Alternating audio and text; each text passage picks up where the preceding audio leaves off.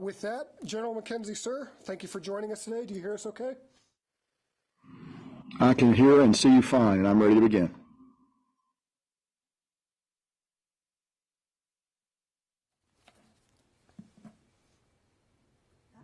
It's a pleasure to be with you today. I spent a lot of time this week testifying to Congress for the last time as the commander of U.S. Central Command.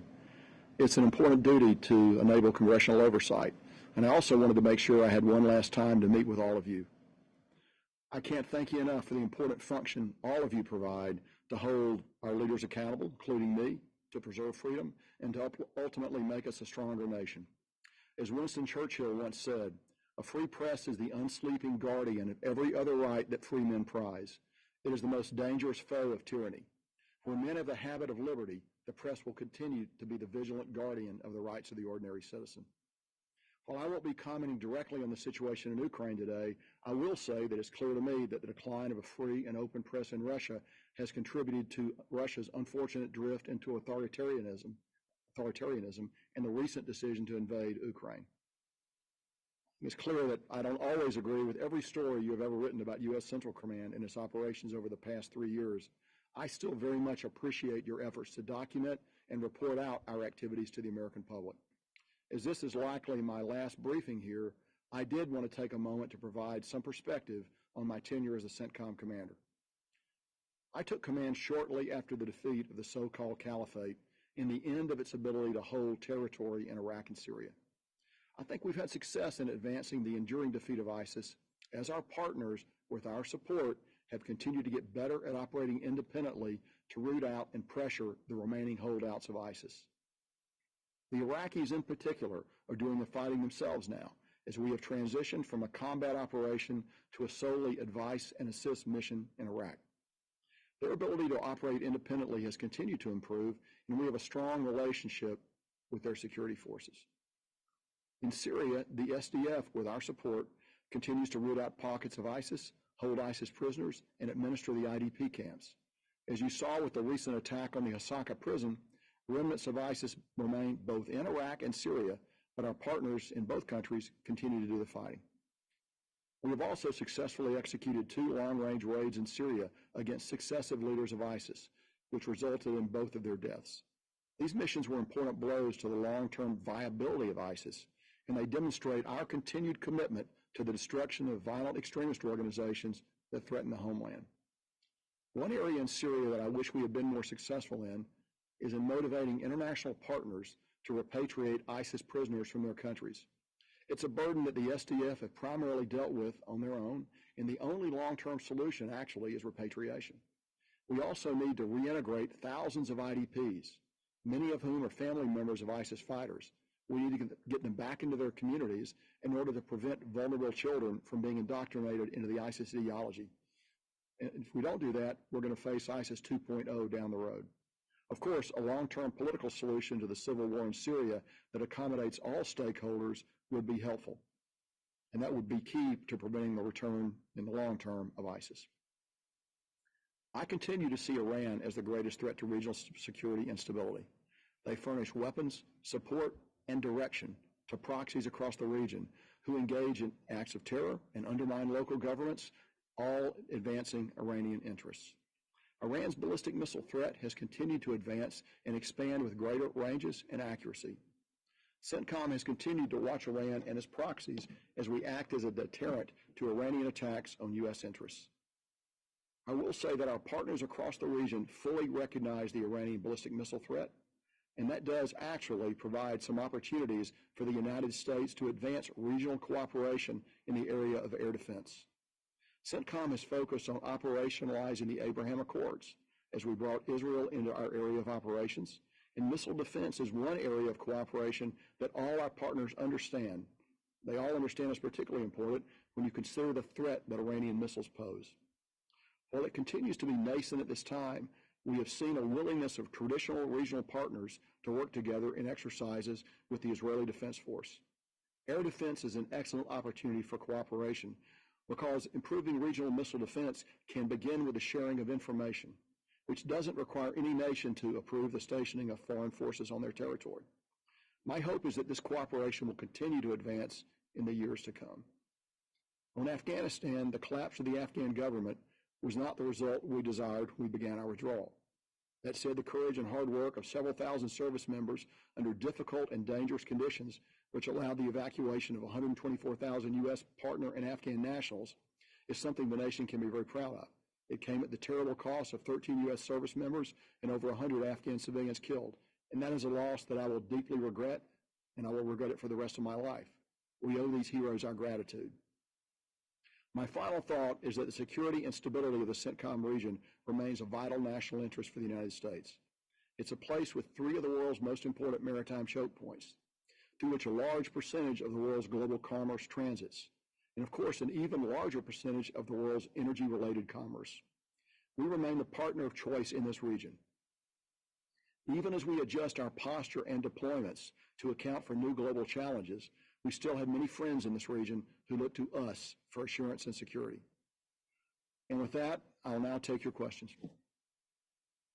Our first question will go to Lita from AP. I believe you're on the phone. Thank you. Yes.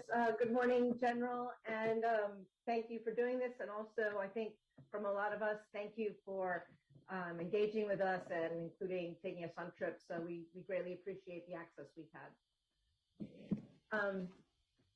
2 things. One, on the latest exchange of strikes between Iran and Israel. Can you tell us whether you think this signals more aggression by Iran, and do you worry that this might spill over into an impact on the U.S.? And then my second question is on Afghanistan. Can you give us a picture of ISIS in Afghanistan, their growth, training camps? What are you seeing there as far as Islamic State's efforts to expand their numbers and their capability? Sure, Lita, and I've always enjoyed working with you, and I've enjoyed having you on travel with us.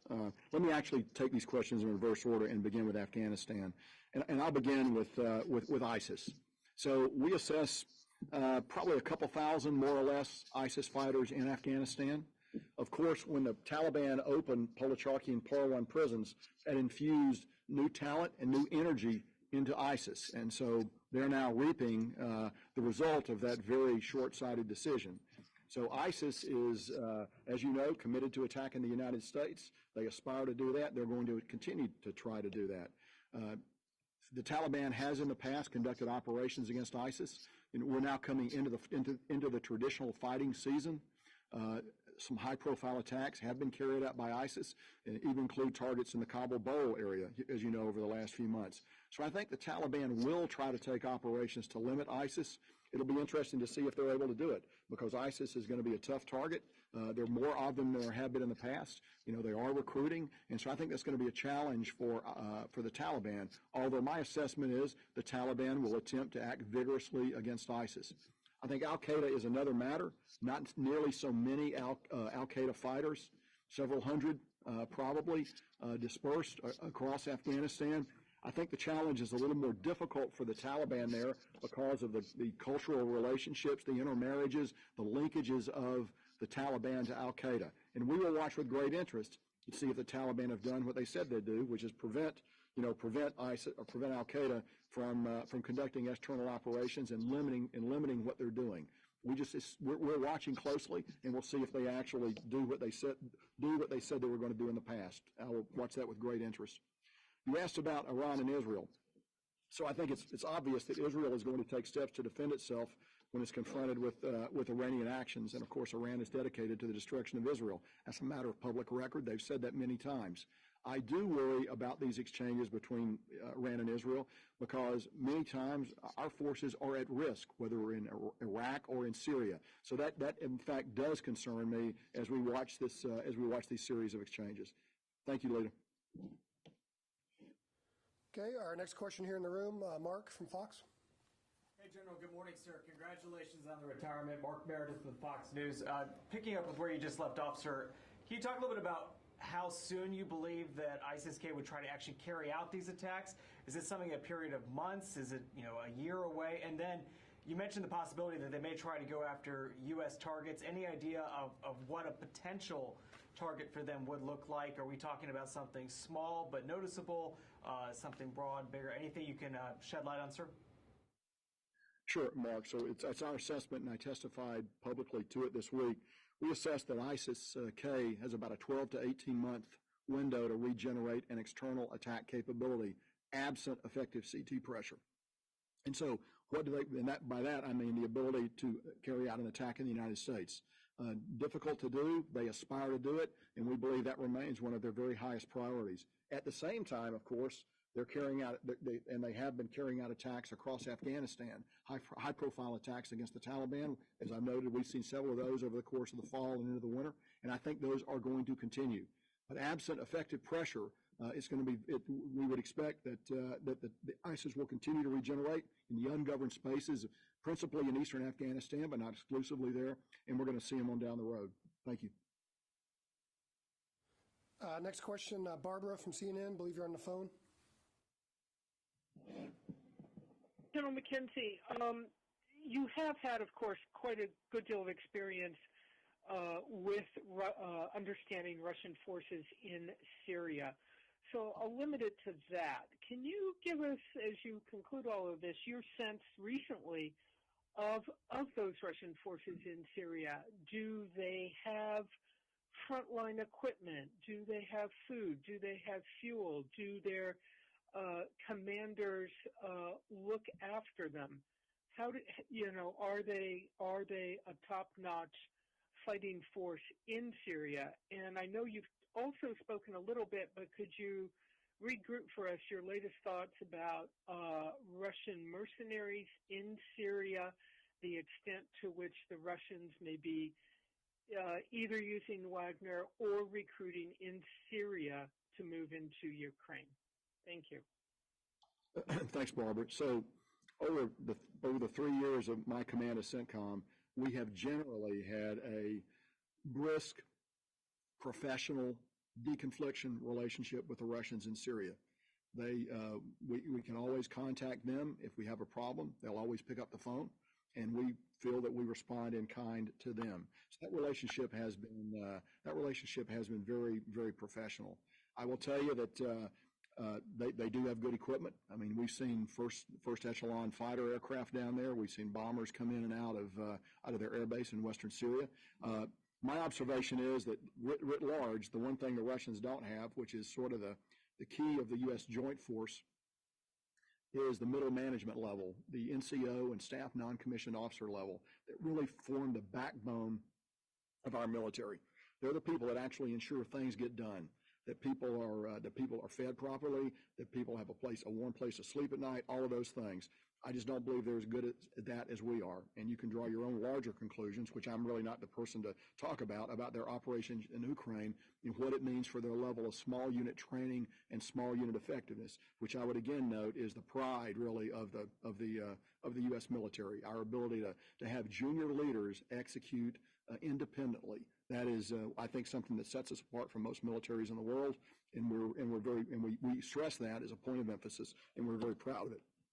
You asked about mercenaries in Syria and recruiting. We've seen little evidence of recruiting in Syria to bring people back to Ukraine. Not saying it couldn't happen, and I'm not saying that one or two or three or four haven't gone, but we haven't seen any large-scale effort to do that. There is something of a Wagner presence in Syria, but it's actually relatively small, and we don't actually interact much with them. You may recall back in the first half of 2018, a Wagner group attempted to attack American forces down around Deir ez-Zor and resulted in a significant defeat for them with a number of casualties numbering in the hundreds. And that's an object lesson that they should probably ponder in Syria as they go forward. Thanks, Barbara. We'll stay on the phones. Dan Lamoth. Hey, sir. Thank you for your time, and thanks for all the context you've offered over the last couple of years. Two questions, if I could.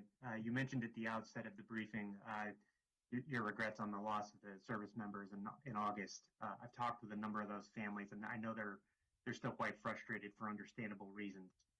As you look back on that month and in particular on that day, anything in particular that you would change, more defense in depth, some other kinds of ways to have more standoff, anything like that? Or was it simply not possible given the circumstances? And then on Syria, we continue to see sporadic interactions between Russian forces and Americans over the last couple of years. It sometimes seems aimless in the eyes of some veterans, in the eyes of some analysts. What do you assess at this point makes sense for U.S. posture in Syria, particularly as it relates to the Russian forces? Thanks.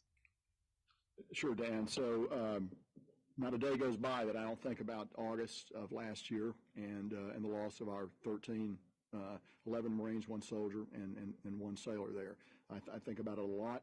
You go back and you always try to find things that you could have done different. But I would just tell you this, Dan, the battlefield is a dynamic place.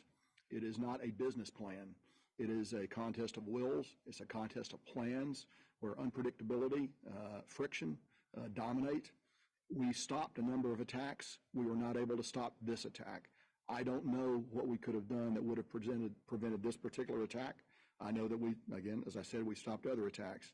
For those family members who've lost a child, a loved one there, my heart breaks for them, and I feel their pain. I understand that. My son went to war twice. He came back, but I could imagine the effect on me had he not come back. So I know exactly the tremendous pain these families must feel. But it's a tough situation. As I noted, we prevented some attacks. We were not able to prevent this attack, and I regret that. Dan, you asked about Syria, and we have no evidence that the Russians are intent on escalating anything in Syria. I think they probably have plans to do that. I'm just guessing they do. I don't know that, but they have not chosen to do so. And you're right. Sometimes Russian actions in Syria are puzzling. We went through a phase last year where we had a lot of friction with ground patrols, and we took some measures that seemed to reduce the friction a little bit. We moved some armored vehicles into Syria, and as a signal of our intent to continue to conduct the operations that we needed to conduct, and to not be dissuaded by their bullying behavior. And I think we came to an understanding there. I think in the air it's generally been the same thing, but I don't see any evidence that that the temperature is rising, particularly in Syria as a result of what's going on in Ukraine. But I do think I know it's something we watch very carefully. Thanks, Dan. Wafa Al-Hurra. Thank you, General, for doing this. Wafa Jibayed Al-Hurra. In your assessment, would an agreement with Iran help to address the security challenges that you mentioned? Would help to stop Iran's malign activities in the region? And another question on Syria. Do you have concerns that U.S. forces in Syria would be targeted by groups backed by Russia in response to the U.S. military and security assistance to Ukraine? Thank you. So the number one objective of the United States with regard to Iran is that Iran not possess a nuclear weapon. So I think any solution that closes that path to them contributes to regional security, because we'd all like to work with an Iran that is not a nuclear-armed Iran. The best way to get to there is probably through a negotiated agreement. Now, that does not solve Iranian proxies. It doesn't solve the compelling problem of Iranian ballistic missiles, land attack cruise missiles, and small unmanned aerial vehicles, and we need to recognize that. That's a separate problem. But I do think having the ability to take the nuclear option off the table has to contribute to regional security. Now, there are second-order effects with that, and if an agreement is reached, and that would be with the Department of State, not the Department of Defense, and not with me to comment on. So I'll leave that alone. But I think anything that where Iran agrees not to possess a nuclear weapon that is verifiable through a process that would be jointly and mutually agreed upon, I think that's a good thing. There are other significant problems in the theater that agreement will not address, and we're going to need to be able to address those, preferably through negotiations, but also through deterrence, which is my contribution, my share of the task, if you will. U.S. Central Command is to provide that military component to our overall strategic approach to Iran. So you asked about Syria. Could you repeat the question on Syria for me, please? Yeah, do you have concerns that groups backed by Russia would target U.S. forces there in response to the U.S. military assistance to Ukraine?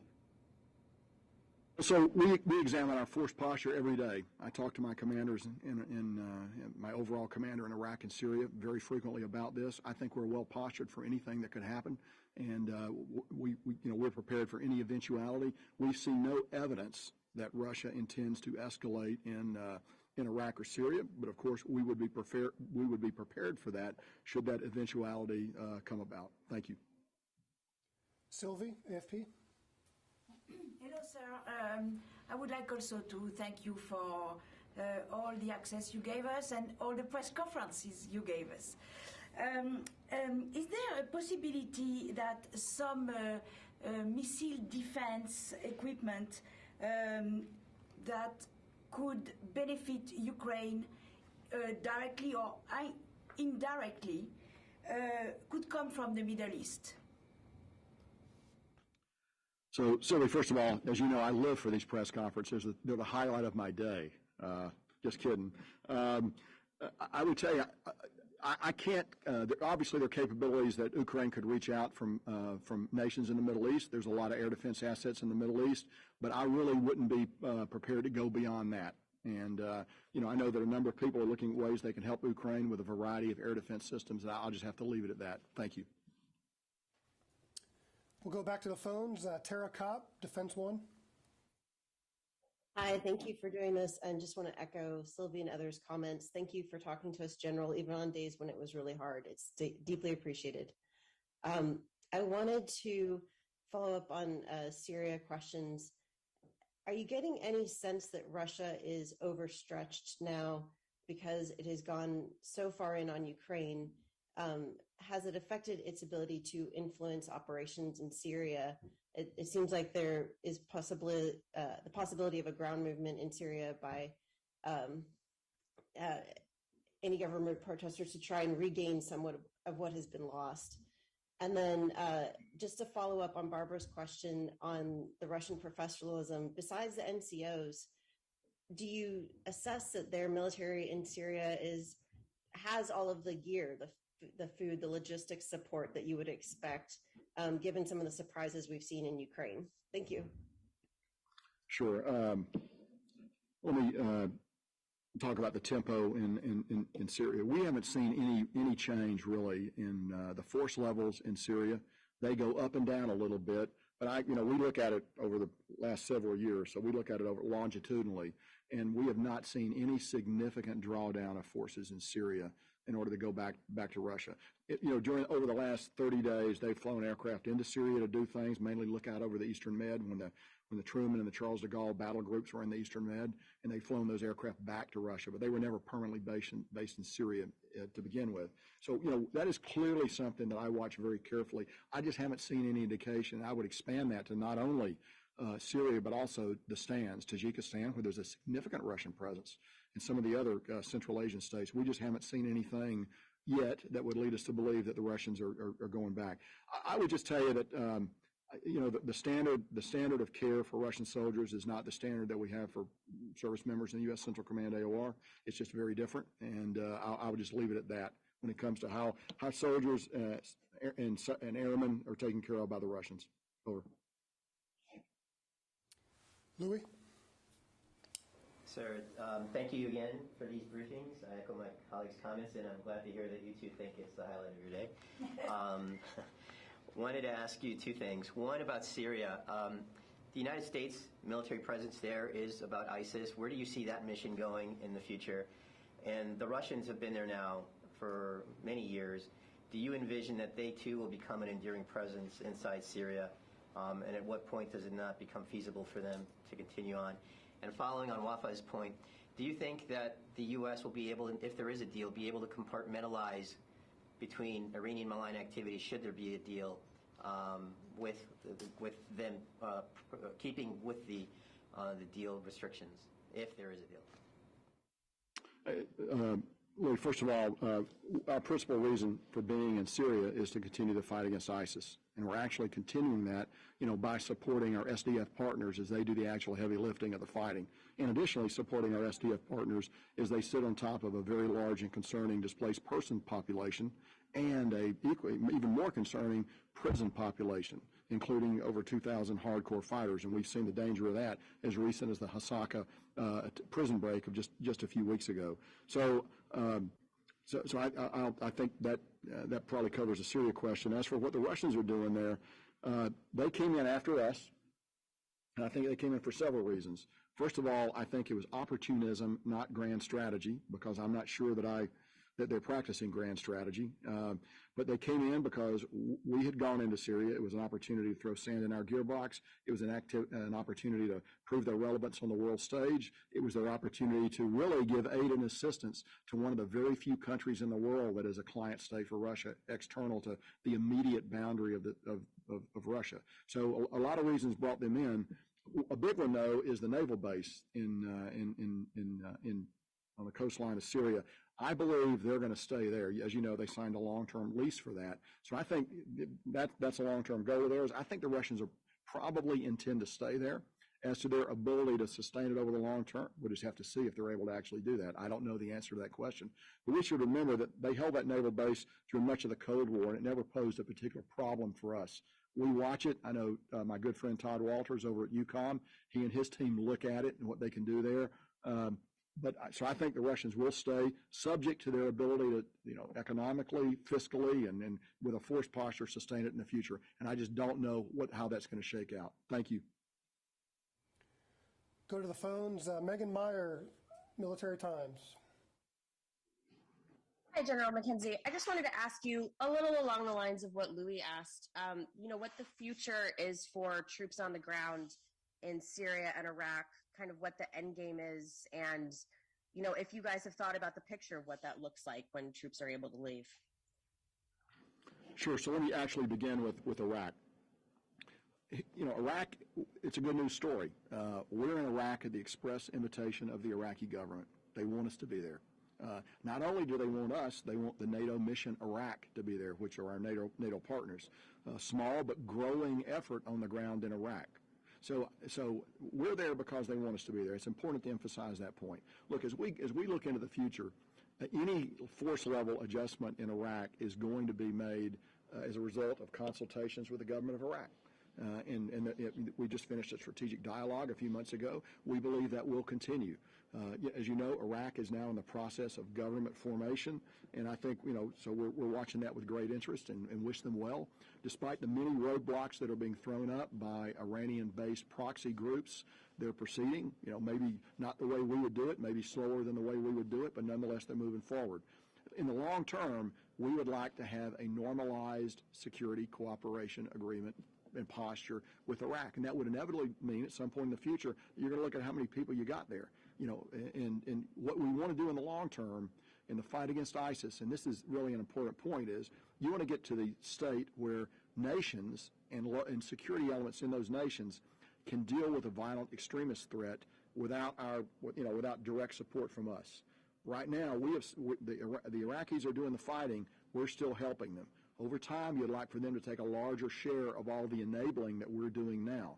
Because in the long run, you want local security forces to be able to achieve the security condition of suppressing ISIS. It is not going to be a bloodless future. There's going to be violence. There are going to be more Hasaka prison breaks. There's going to be more explosions. There are going to be more IEDs directed against the Iraqis. They know that. But what you want to do is you want it to be suppressed to a level where forces on the ground can actually deal with that problem. And we are on the path to do that in Iraq. It has been a slow path. It's been a painful path, but we're moving forward. And again, let me emphasize, whatever we do in the future is something we'll jointly arrive at with our partner with the government of Iraq.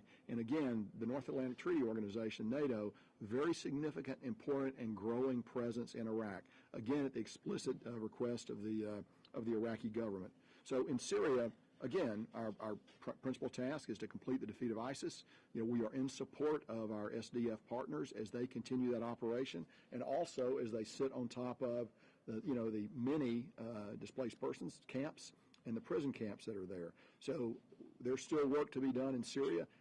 I don't know how long we're going to remain in Syria. That's just not known to me. Ultimately that'll be a policy decision that'll be made by national leadership of the United States as we go forward based on the situation on the ground. Thanks, Megan. Staying on the phone, Idris. Thank you. let me caveat my question by saying I totally understand the differences between Ukraine and Afghanistan. But as you watch Ukrainian forces put up stiff resistance, do you look back and think, if we did X, Y, Z differently with the Afghan forces, maybe they would have put up more of a fight, or do you think this would have happened inevitably? I'm just curious, do you see any potential comparisons between the Ukrainian resistance and what the Afghans didn't do? Idris, you're cutting out a little bit, but let me just make sure I got your question. Just based on the fighting spirit that the Ukrainians have shown, could we perhaps look at Afghanistan and postulate what we could have done different to inculcate then in the Afghan army? Is that your question? Yeah, just generally, what are your takeaways looking at Afghanistan? So, you can train an army, you can equip an army. What you can't give an army is the fighting spirit of the individual soldier. Clearly, the Ukrainians have tremendous fighting spirit at the individual soldier level, at the small unit level. They're defending their homes, they're defending their country.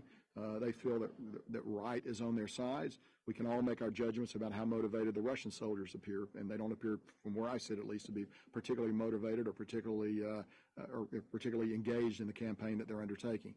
So what lessons do you draw from Afghanistan? Clearly, the DNA of a Taliban fighter was the same DNA as that of an Afghan army soldier. The Taliban ultimately chose to fight the Afghan army as part of what I would characterize as not just a military collapse, but really a national collapse. Ultimately couldn't find the will to stand and fight. And I think frankly, I'm still digesting that. I don't know how you get to that. Many people have said, we try to build an army that probably looked too much like our own army. But again, I don't know how you inculcate fighting spirit into an organization. There's got to be a way to do it, and we've done it with other armies, and our own forces have it in abundance. But clearly, in the summer of 2021, and really for the years prior, because the events of August 2021 did not suddenly begin in the spring of 2021. You got to go back 10, 15, 20 years in order to gather all the facts that actually came to that culminating moment in the history of Afghanistan. So a long answer to your question. It's a great question, and I'm going to continue to think about it, and I know others will as well. Thank you. Courtney. McKenzie, I want to echo the thanks for talking to us, especially on the hard days, and also add to it thank you to your PAO, Bill Urban, who's also been very accessible and helpful to us during your time. I know you guys are very busy, but you both always made time for us. Two quick questions. One, following on what Sylvie was asking about the missile defense systems, because you talked about the importance of those in your opening statement. I'm wondering if you have any concerns about losing any of those systems, given the ongoing need for them in places like EUCOM and Ukraine, or if you think that you have enough. I know you frequently say that you never have enough of anything, but do you feel like you actually need more missile defense systems in CENTCOM? And then also, there's been a lot of talk about delisting the IRGC as a foreign terror organization as part of these negotiations with the peace talks. And I'm wondering if you can talk about sort of the operational impact, if there is one, that could have on the theater if the IRGC is no longer an FTO. Hey, thanks, Courtney. First, on air defense systems, let me say we have enough for the mission that we've been given here in Central Command right now. So, and the Secretary and I are in a constant dialogue through the Chairman about what the appropriate posture is here in Central Command. I think the real story about air defenses in CENTCOM is not the U.S. air defenses. It's really the air defenses, and particularly the Patriot systems and other high-end systems that our Gulf and other partners possess, and how that is knitted together. Because it's what you got to do is Saudi Arabia has a number of Patriot batteries, UAE has a number of Patriot batteries, as does Kuwait, as does Bahrain. So the task in the theater is really how do you knit those together so that you create more than the simple sum of the component parts. We call that tipping and cueing, advanced early warning, and you build what we know, and you've heard me say this, the common operational picture. So everybody sees the same thing. Everybody gets early warning. Everybody can be prepared to react very quickly to a potential Iranian attack. That's where the future in this theater is. And so why is it important now? And why are we suddenly at a state where it looks like people are increasingly interested in it? I'll tell you, it's principally because of the Iranians. They have invested enormous resources into improving the number and capabilities of their ballistic missiles.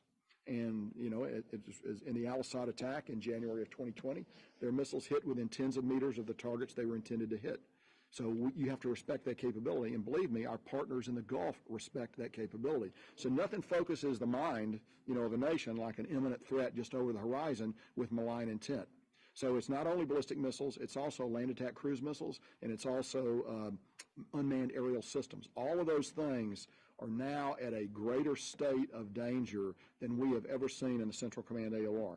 So, so now there's pressure that really is immediate, that maybe hasn't been there in the years prior, for nations to come together and develop that defense architecture that will allow them to share information. And again, it's a form of defense cooperation it's easier to get to than other forms of defense cooperation, because as I've noted, you're really sharing information. And so when we think about what's in the theater, what do we need, that's really the heart of the matter. It is not the U.S. systems. It is actually our allied and partner nation systems, and they have a bunch more Patriot batteries than we do in the theater by a factor of 3 or 4 or 5. So there's a lot of capability there. Courtney, you asked about the IRGC, and, first, I would tell you, the IRGC is the centerpiece of Iranian bad behavior in the theater. The IRGC and the elite sub-element of the IRGC, the Quds Force, they're the principal malign actor in the theater, so they're very concerning to me. As to what the effect delisting them would have, I don't know that. I would defer to the Department of State. I don't know that in terms of operationally, in terms of the way we think about them, in the terms of the way we think about the threat and what they do on a daily basis across the theater, I don't think much would change as a result of that. But again, I would wait to see what the actual agreement is, what actually the parties contract to undertake as a result of that. And thanks, Courtney. We have time for about 2 more questions. Go to the phones for Jeff Shogel, Task and Purpose. Thank you, General. I just wanted to read you something from an article in The Atlantic. It said that when you met with Abdul Ghani Bandar, that you had agreed that you said you only needed to control HKIA and not the rest of Kabul. And you said, and in the article it says, the exchange between Bandar and McKenzie will contribute to making the evacuation the nightmare that it became. In retrospect, should you have asked the Taliban to be able to control all of Kabul instead of just the airport? Thank you. Thanks, Jeff. Absolutely not. I categorically reject that idea, and I'll tell you why. First of all, it wasn't a serious offer. It was off the cuff offer from Berater, and as we can see now with the fullness of hindsight, he does not actually tend to speak for the hardliners and the Taliban. I don't believe he would have been able to deliver that, even if he had intended it to be a serious offer, number one. Number two, if we had gone in to do that mission, it would have required the introduction of vastly more U.S. combat power, at least a division with enabling elements from the Corps in order to conduct that mission. The Taliban would never have stood for that. So I reject that completely. I think it's a complete misreading and a misunderstanding of the situation. Thanks, Jeff. For our final question, we'll go back to the phones. Nick Schifrin, PBS. Thank you, General, and thank you for your accessibility and your team's accessibility over the years. Wanted to end with Iran and give you time for a kind of classic question about what you're telling your successor.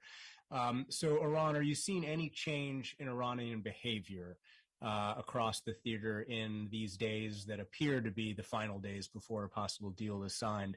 And the big question, is this the obvious greatest challenge your successor inherits?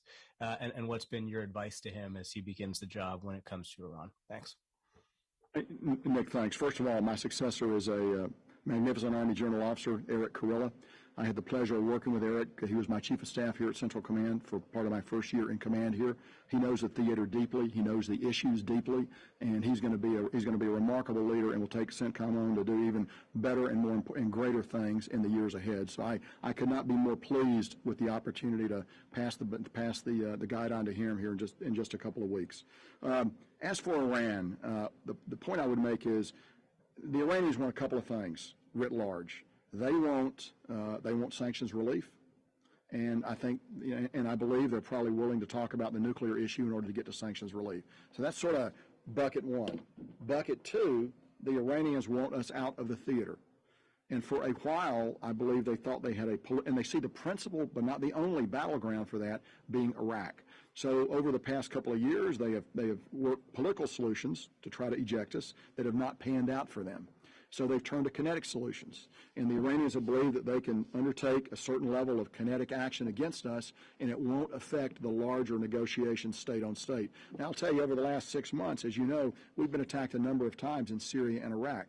And through very good action on the part of commanders on the ground, through good counter-UAS action and a couple other things, we've been able to avoid U.S. casualties.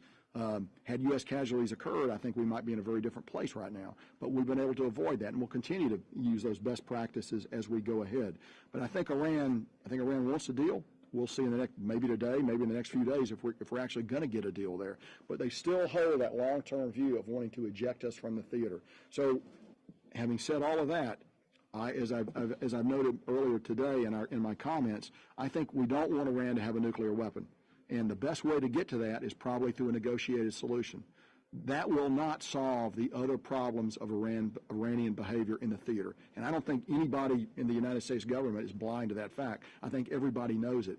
But I'll tell you, Nick, if you can take nuclear weapons off the table, that's a powerful capability that you don't have to worry about, assuming you can get all the verification that all the things that we would want in place to ensure that that doesn't happen. Then you move on and you deal with the other elements of Iranian behavior. Again, what you'd like to do is negotiate that. But if you can't negotiate that, that's where U.S. Central Command comes in. It's our job to demonstrate to Iran the concept of deterrence, that the things they want to pursue are too painful for them to achieve.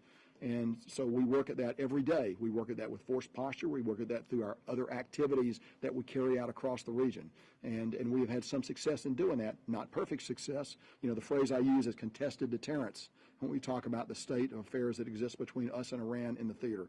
But we will be ready every day. So what I leave my successor with is my central problem in my 3 years of command was Iran. There were other problems, other huge problems, but the headquarters as a whole, as a joint warfighting four-star headquarters, focused on the Iranian problem and everything attendant to that. Thanks, Nick.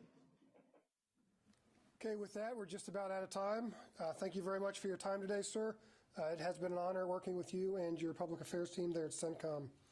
Do you have any closing remarks for us here? Sure. I'd just like to say that I think reaching out and being available to the press and talking to the press is a very important responsibility for all senior leaders. We got to do it. And there have been days, I'll tell you, I would rather have my leg taken off below the knee than come in there and talk to you guys. And but it was an important thing to do.